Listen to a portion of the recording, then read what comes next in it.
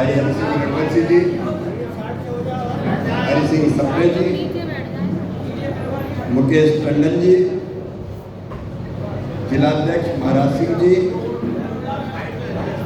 भाई राकेश जादौन जी, विभिन्न पदों पर यह प्रतिनिधि बैठे, बहन शशि यादव जी, नीतू देवेंद्र रघुवंशी जी, जिला पंचायत के अध्यक्ष गीता कैलाश रघुवंशी जी, संदीप ठाकुर जी उपाध्यक्ष, इंद्रदेव जी एडीजी यहाँ बैठे, दिल्ली से आए हैं ICR से, मनोरंजन मोहंतिया जी डॉक्टर, वो भी हमारे अतिथि है क्योंकि हम तो सब लोकल हैं, डॉक्टर विनोद गर्ग जी, DK सोलंकी जी, हमारे श्याम सुंदर जी, तोरण जी, राकेश जी, प्रेम नारायण जी, देवेंद्र यादव जी, हमारे कलेक्टर अंशुल जी और बाकी भी सभी हमारे वरिष्ठ साथी और पदाधिकारीगण, कृषि महाविद्यालय में उपस्थित हमारे सभी वरिष्ठगण, बहनों भाइयों और जो यहाँ पढ़ रहे हैं मेरे भांजे और भांजियों, कृषि मंत्री बनने के बाद मैं इस महाविद्यालय 6 महीने पहले लगभग आया था। एक साल पहले लगभग 1 साल पहले आया था। कृषि महाविद्यालय मैंने गंजबासौदा और आसपास पूरे जिले में, यहाँ मेहनती किसान हैं, उपजाऊ जमीन है, अगर ठीक दिशा मिल जाए तो विदिशा जिला और आसपास के जिला खेती में और चमत्कार कर सकते हैं। इसलिए मुख्यमंत्री रहते हुए यह तय किया था कि कृषि महाविद्यालय यहाँ खुले। तब से अब भवन बन गया है, राज्य सरकार ने व्यवस्थाएं की है, लेकिन अब मेरे मन में है कि ये केवल कृषि महाविद्यालय ना रहे, ये कृषि के क्षेत्र में अनुसंधान का एक उत्कृष्ट केंद्र बन जाए। पहले हमें दिक्कत इसलिए थी केंद्र से कोई सहायता देने में कि यूनिवर्सिटी से एक्रीडेशन नहीं हुआ था यहाँ। अब यूनिवर्सिटी से एक्रीडेशन हो गया है और यूनिवर्सिटी का भी एक्रीडेशन करने की प्रक्रिया बहुत तेजी से चल रही है, बहुत जल्दी कर लेंगे। और जब ये हो जाएगा तो फिर मामा के हाथ खुल जाएंगे क्योंकि केंद्र सरकार के अधिकार में मामला आ जाएगा। और इसलिए मैं आज जानबूझ के यहाँ आया हूँ। ये प्रक्रिया पूरी करने में देर लगी, लेकिन कृषि ऐसा विषय है जो भारत की आत्मा है और कृषि मंत्री के रूप में मैं हमेशा मानता हूँ अगर धरती पर कोई भगवान है तो वो किसान है और मेरे लिए किसानों की सेवा भगवान की पूजा। देश भर में कोशिश कर रहा हूँ मैं, लेकिन यहाँ और आसपास के जिले के लिए इस कृषि महाविद्यालय को बहुत उपयोगी बनाना चाहता हूँ। और ये कुछ काम जो यहाँ पे तय किए हैं जो इस कृषि महाविद्यालय में होंगे वो बहुत महत्वपूर्ण काम है जो हम तय करके आए हरि सिंह जी कागज समझ।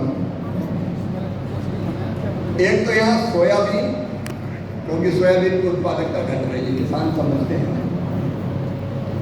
दलहनी फसल पहले बहुत होती थी हमारे, तुअर, मसूर, बतरा, तिवड़ा धीरे धीरे खत्म होता जा रहा है। चना का एरिया भी पिछले साल थोड़ा बढ़ा है, लेकिन धीरे धीरे कम हो रहा है। तो हमने ये तय किया है कि यहाँ सोयाबीन और दलहनी फसलों में कैसे प्रबंधन हो, कैसे बोएं, मिट्टी का प्रबंधन कैसे करें, इस पर एक उच्च स्तरीय अनुसंधान किया जाएगा। इस पूरे जिले के जो आसपास के जिलों के काम आएगा।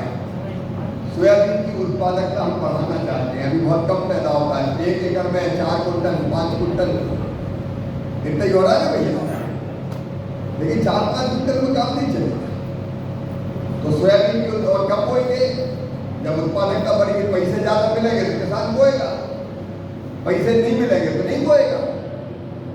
तो सोयाबीन और दलहनी फसल जिनमें चना, सुअर, उड़द, मसूर, बटनी सब है सब। इन पर क्या उच्च स्तरीय अनुसंधान मैं करवाऊंगा ताकि इनकी उत्पादकता कैसे बढ़े और किसान को फायदा कैसे हो, दालों की हमको जरूरत नहीं है। दूसरा, यहाँ की धरती धीरे धीरे सॉइल हो रही है, छाली हो रही है, मिट्टी यहाँ की, वो हमारे लिए चिंता का विषय है। मिट्टी अगर स्वस्थ रहेगी तो खेती आने वाली पीढ़ियों के लिए भी उपयोगी हो सकेगी। और इसलिए एक काम जो हम यहाँ करेंगे, ICAR के सहयोग से, ICAR ही करेगा, भारतीय कृषि अनुसंधान परिषद, उसके वैज्ञानिक, तो यहाँ की मिट्टी का प्रबंधन कैसे हो जिससे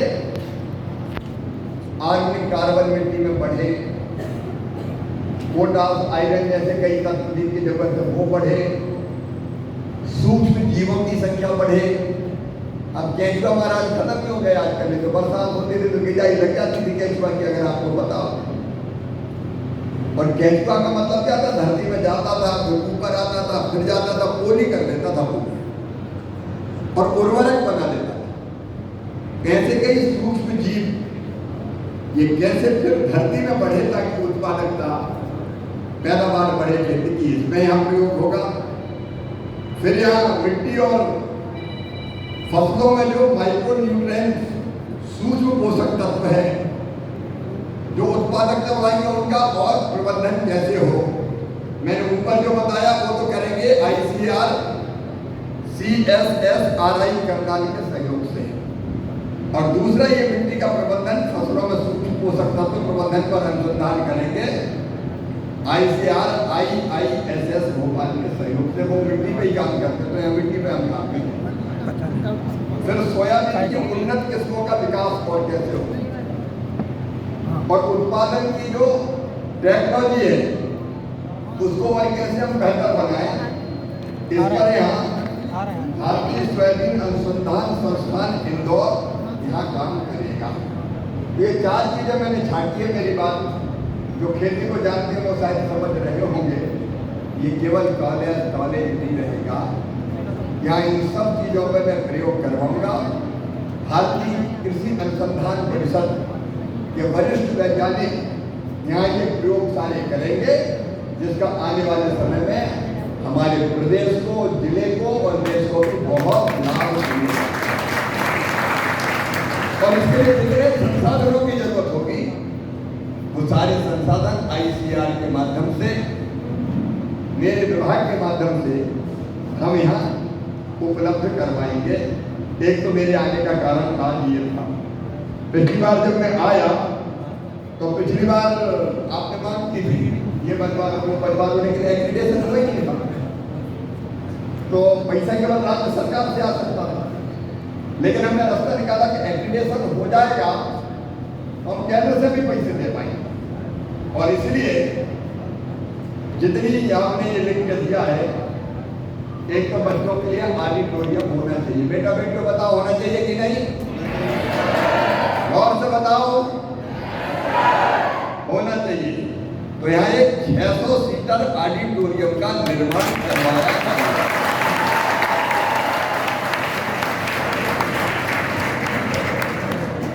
फिर उसके साथ साथ क्लासरूम तो मामा लेके आए, लेकिन फर्नीचर है ही नहीं। अब ऐसे क्लासरूम में फट्टी बिछा के थोड़ी बिठाएं, और इसलिए जो क्लासरूम का फर्नीचर है उसके लिए भी आपने इसमें 85 लाख रुपए लिखे हैं, उसकी राशि भी